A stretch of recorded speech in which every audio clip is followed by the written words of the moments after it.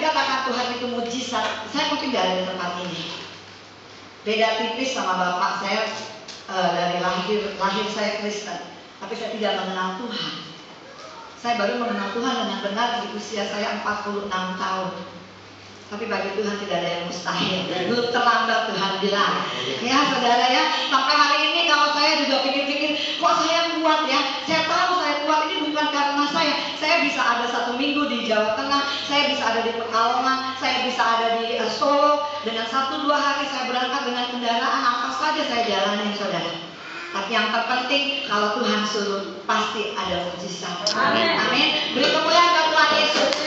Karena saudara saya berani mengatakan ini karena waktu saya bertobat, Tuhan membukakan firman di Markus 16 itu ayat 15 sampai 20. Tuhan katakan kalau engkau memberitakan kebenaran firman-Ku, engkau tumpang tangan orang-orang sembuh. Dan Tuhan katakan, aku akan menyertai engkau dengan tanda-tanda ajaib. Itu luar biasa, saudara. Sangat amat luar biasa. Saya percaya dan saya yakini, saya imani, saya jalan dari tahun 2009 sampai hari ini. Saya melihat kemuliaan Tuhan yang sangat amat luar biasa. Dan yang pertama, di dalam letih lesuk ini ada berbeban berat, tekanan hidup, saudara. Ya, karena kita ini hamba-hamba Tuhan dan juga pelayan-pelayan jemaat. Banyak yang A, yang B, yang C katakan, saya hari ini belum bisa bayar sekolah, saya hari ini tidak makan. Itu membuat kita menjadi tertekan. Tetapi ketika kita tahu bahwa Tuhan itu memberi kelegaan, jemaat itu kita bangun, kita bangkitkan, kita doakan mereka, pasti terjadi mujizat. Nah saudara, di dalam kelegaan ini ada kesegaran. Jadi pagi hari ini Tuhan katakan saudara-saudara akan mendapatkan kelegaan dan kesegaran. Amen. Saya percaya Desember nanti Tuhan buka jalan. Amin. Amin. Dan masuk tahun 2015, yaitu di dalam visi misi kami di gereja adalah mujizat-mujizat kreatif akan terjadi. Amin. Beri kemuliaan buat Tuhan Yesus. Nah saudara, yang saya mau membagikan di dalam letih, lesu, berbeban berat, Tuhan itu memberi kelegaan ada 3 hal. 3 hal yang Tuhan akan berikan kepada kita sehingga kita akan mendapatkan kesegaran. Yang pertama adalah ada perlindungan dan keamanan di dalam hadirat Allah. Mari saudara kita buka dulu di Mazmur 91. Karena Tuhan katakan kita hidup oleh firman Tuhan. Mari kita sama-sama buka Mazmur.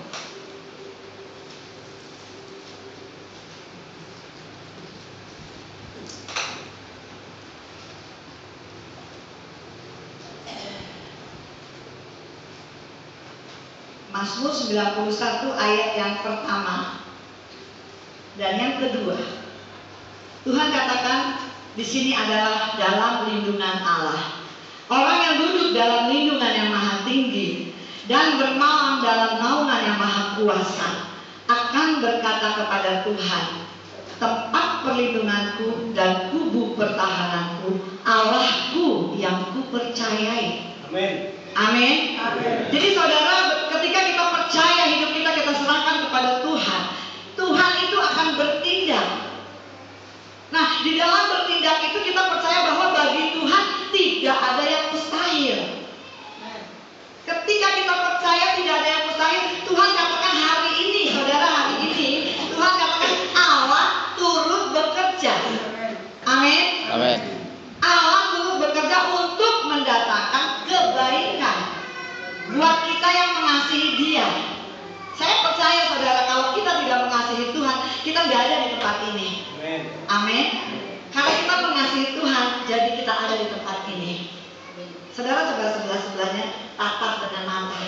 Katakan sama teman-teman sebelahnya, aku percaya kepada Yesus. Aku percaya kepada Yesus. Mujizat terjadi. Amin. Ya, jangan kalau ngomong matanya satu ke sana,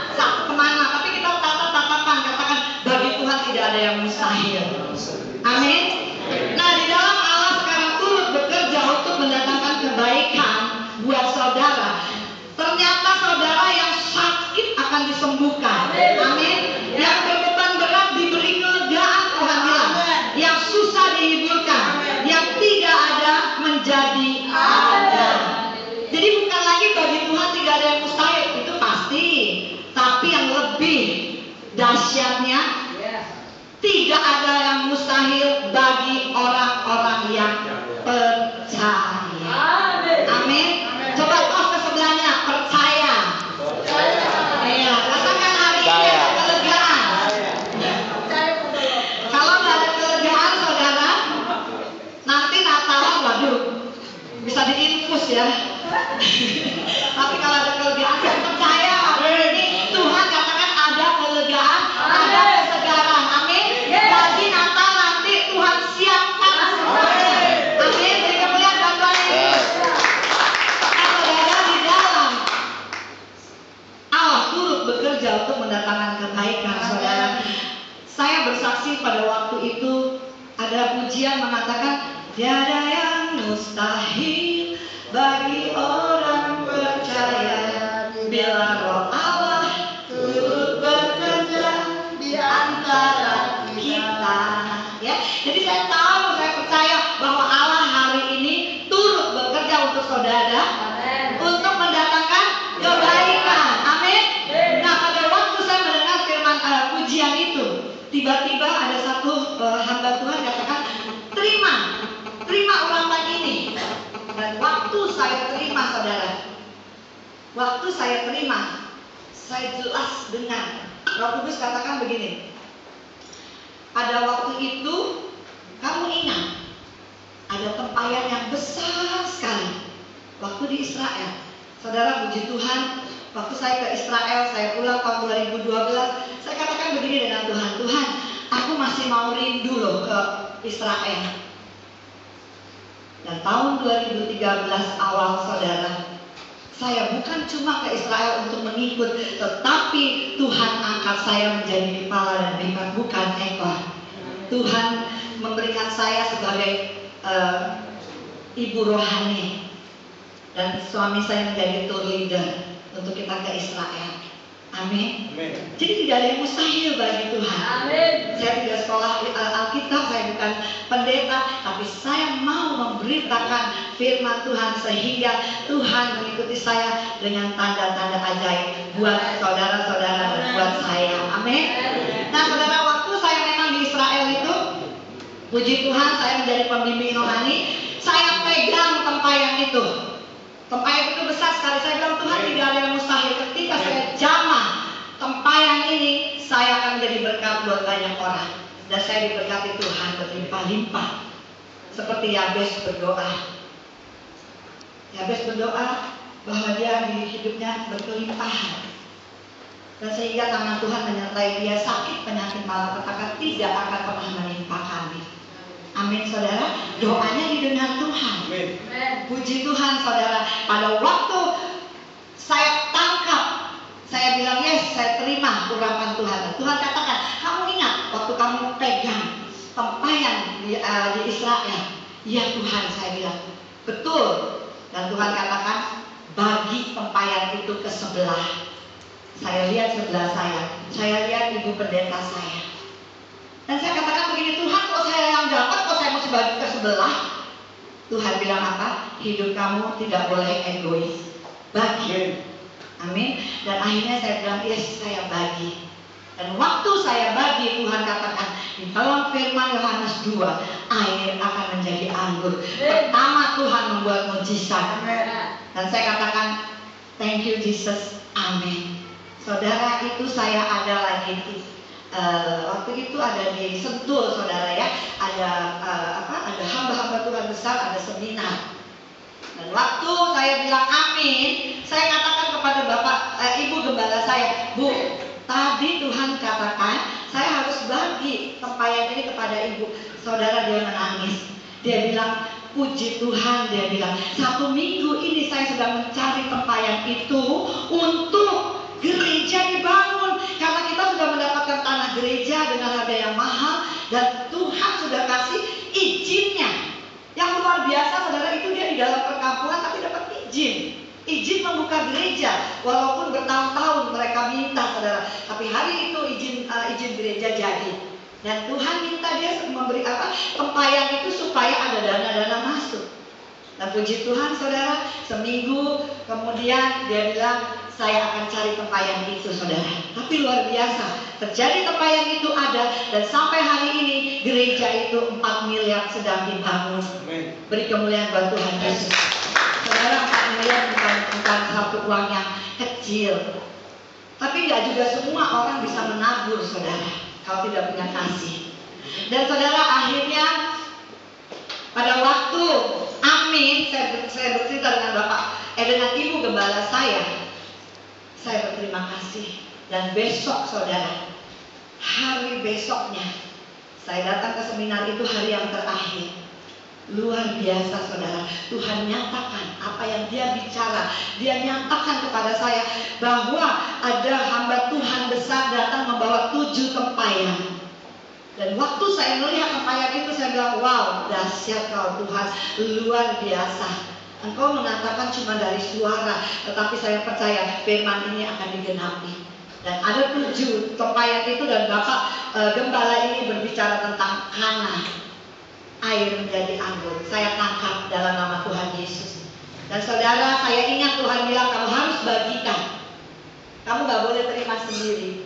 Dan akhirnya saudara, saya masuklah ke gerejanya Ibu Johan, ke gerejanya Ibu Elce, ke Yosef di Fombong, dan Ibu Ira. Saya memberitakan firman ini. Dan mereka respon, mereka tangkap tempayan itu. Dan pada November 2013 ya, November 2013 November, tempayan itu ada di setiap gereja. Dan saudara, luar biasa. Karena waktu kita membicarakan, memberitakan firman ini kepada jemaat itu respon saudara luar biasa. Dan saya mendengar sendiri dari Ibu Johan, dari Ibu Elsa, bahwa tempayan itu sampai hari ini itu yang membantu kehidupan gereja. Mereka bukan jemaat-jemaat yang kaya, tetapi kaya bukan kaya uang, tetapi mereka kaya firman. Tadi kafir, kaya akan firman. Amin saudara. Firman ini akan digenapi. Saya minta coba tolong Ibu Elsa, Ibu Johan boleh maju ke depan. Ibu Ira maju ke depan. Tolong menyaksikan cinta kasih Tuhan di dalam firman ini. Pak Yosef Gombong belum ada di sini. Ya silakan. Sakit herpes karena dia sering senam, jadi keringatnya nggak baik Pak. Saudara tunggu sebentar. Kemarin saya dapat Pak Yosef katanya sakit herpes. Dia langsung bicara, iya Bu karena dosa ya. Jangan dosa, hamba Tuhan ngomong dosa, hamba Tuhan nggak ada yang dosa. Dulu berdosa tapi hari ini dia dosa. Amin. Wajahmu singkat padat. Ya, puji Tuhan. Bicara tentang tempayan itu, saya hanya ingat satu ayat di mana Yesus merubah air menjadi anggur di dalam tempayan. Guru hanya sampaikan, saya tangkap, kebetulan saja bawa tempayannya. Saya coba menjelaskan sebisa saya. Terus kalau di jemaat kita kan sebenarnya rata-rata kalau secara ekonomi kenyataan menengah ke bawah. Tapi di tempayan itu kalau persembahan di kantong paling 60 sampai 100 maksimal. Tapi di tempayan bisa terjadi 1 juta lebih atau sering terjadi rata-rata di atas 300, 500. Kemarin saya orang cuma sedikit 1 juta 150 sekian. Dan itu luar biasa, orang-orang di tempat kita luar biasa lah. Mereka bilang menabur di tempayan Tuhan itu berbeda ketika mereka. Aku bilang jangan tinggalkan persembahan kasih gereja enak aja. Menabur itu khusus kalau persembahan disiapkan dari rumah perpuluhan itu Pak Ji. Nah ini taburan, jadi menabur dengan sukacita. Saya percaya mujizat terjadi. Amin. Beri kemuliaan buat Tuhan Yesus. Ya puji Tuhan. Waktu itu guru pergi ke Sokaraja. Dia suruh nyari tempayan itu jam 6 sore. Saya juga orang lagi mana ada